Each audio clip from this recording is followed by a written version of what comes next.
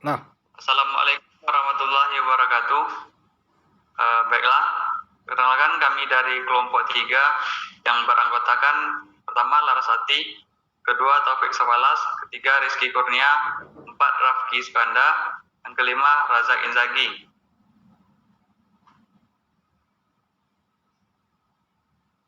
Next.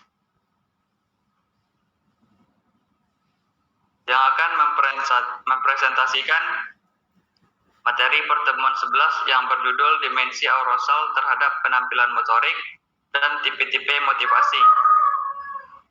Baiklah, materi pertama akan disampaikan oleh Rizky Kurnia. Kepada Rizky dipersilakan. baiklah, terima kasih kepada moderator.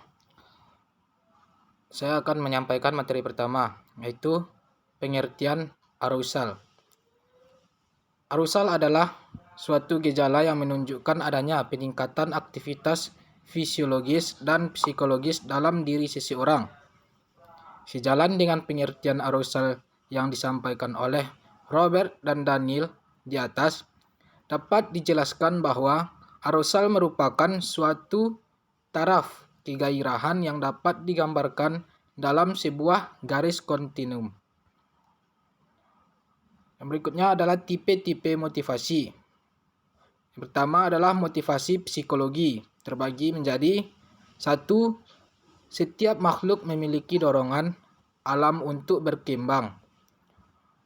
Yang kedua, tidak didasari atau unconscious atau primary motive.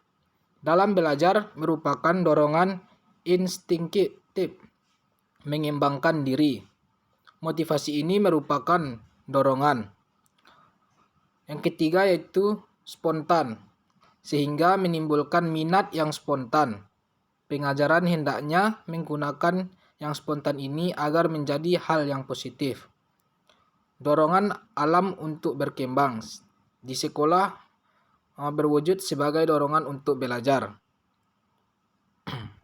Yang keempat, semua pengetahuan mempunyai nilai yang praktis.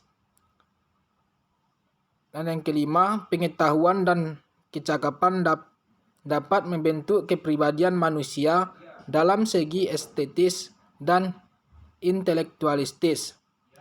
Kebudayaan pada umumnya dapat memperkaya hidup manusia sehingga dapat membangkitkan motif terhadap pembentukan kepribadian.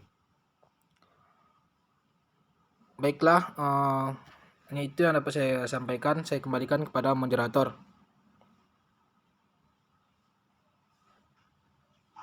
Baiklah, penyampaian materi selanjutnya akan disampaikan oleh Razak. Kepada Razak dipersilakan.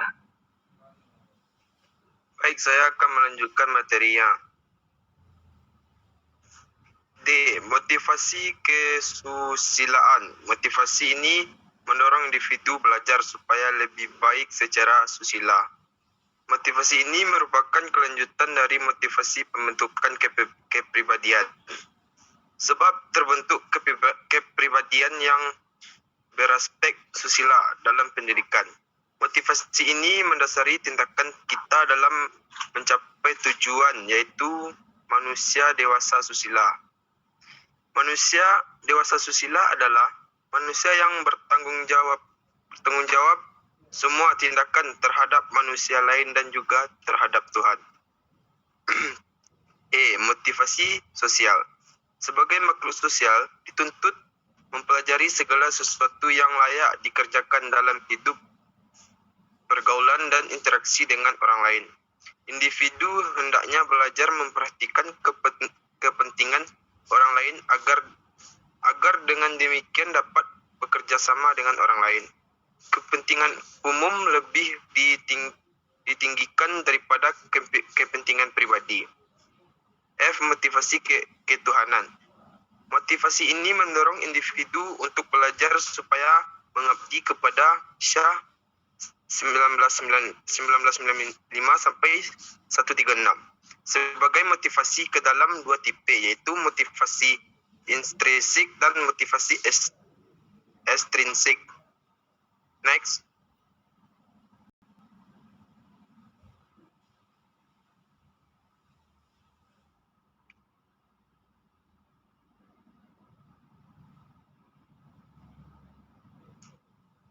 Motivasi dibagi dua dalam dua tipe, yaitu motivasi intrinsik dan motivasi ekstrinsik. Baik, saya kembalikan kepada moderator. Baiklah, penyampaian materi selanjutnya akan disampaikan oleh M. Rafki Skanda. Pada Rafki dipersilakan. Saya akan melanjutkan materi. Motivasi intrinsik. Motivasi intrinsik adalah keadaan yang berasal dari dalam diri siswa yang mendorongnya melakukan kegiatan belajar. Termasuk dalam motivasi intrinsik adalah perasaan menyenangi dan kebutuhan siswa terhadap materi pelajaran. Siswa yang termotivasi secara intrinsik dapat dilihat dari kegiatannya yang tekun dalam mengerjakan tugas-tugas belajar karena merasa butuh dan ingin mencapai tujuan belajar yang sebenarnya. Tujuan belajar yang sebenarnya adalah untuk menguasai materi pelajaran yang sedang dipelajari. B. Motivasi ekstrinsik. Motivasi ekstrinsik adalah keadaan yang datang dari luar siswa yang mendorong untuk melakukan kegiatan belajar. Termasuk dalam motivasi ekstrinsik adalah ujian, hadiah, peraturan atau tata tertib sekolah, tingkat kemajuan belajar dan guru. Next. Pengaruh arousal terhadap penampilan motorik. Emosi dianggap sebagai faktor penting dalam belajar dan penampilan motorik. Oxendin 1984 memang sukar bagi kita untuk memperoleh gambaran pasti tentang efek dari kondisi arousal atau emosi terhadap penampilan motorik. Persoalannya pertama-tama kita sukar menentukan kadar emosi yang terlibat, apakah dalam keadaan tegang, cemas, tertekan atau situasi yang merangsang yang membuat orang menjadi siaga. Berdasarkan pengamatan yang kita lakukan, kita dapat mengatakan bahwa kondisi emosi yang terangsang memang memberikan pengaruh terhadap penampilan gerak seseorang. Tidak diragukan atau paling tidak hanya sedikit kesaingan. Kita bahwa kondisi emosional itu mempengaruhi kemampuan seseorang untuk belajar keterampilan, namun yang dipersoalkan hingga taraf mana keadaan terangsang itu memberikan pengaruh positif. Dalam kondisi yang bagaimana, kondisi arousal memberikan manfaat bagi penampilan seseorang, misalnya dalam keterampilan olahraga.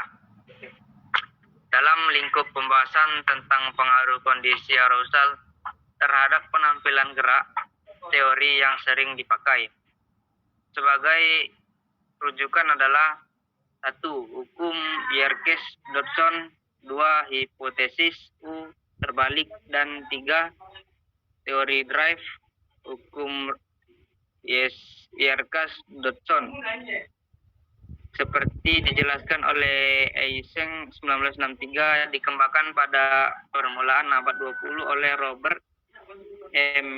Yerkes dan John D. Dodson dari Universitas Harvard.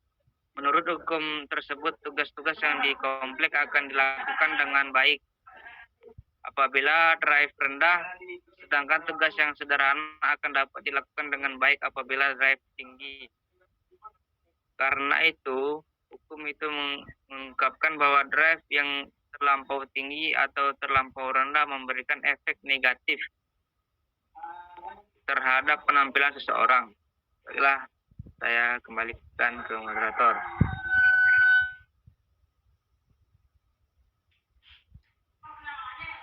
Baiklah, penyampaian materi selanjutnya akan saya sampaikan sendiri.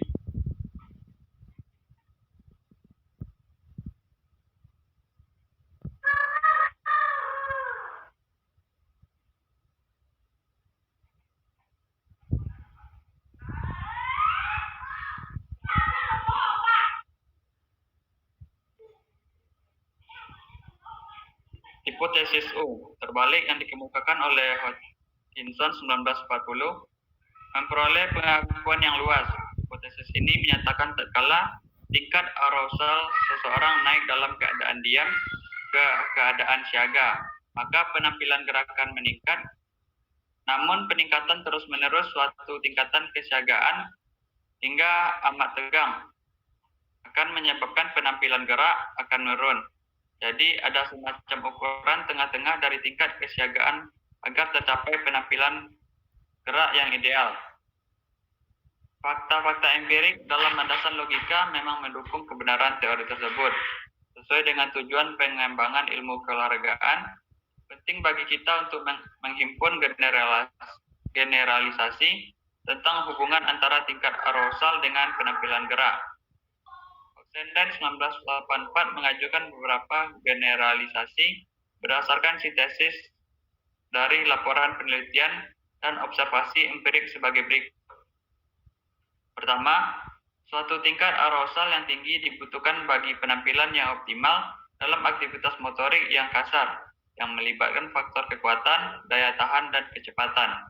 Kedua, suatu tingkat arousal yang tinggi akan mengganggu penampilan yang melibatkan keterampilan yang kompleks, gerakan otot-otot yang halus, koordinasi, kemantapan, dan konsentrasi. Ketiga, suatu tingkat arousal di atas sedikit rata-rata adalah lebih sesuai ketimbang tingkat biasa atau di bawah tingkat normal bagi semua pelaksanaan keterampilan motorik.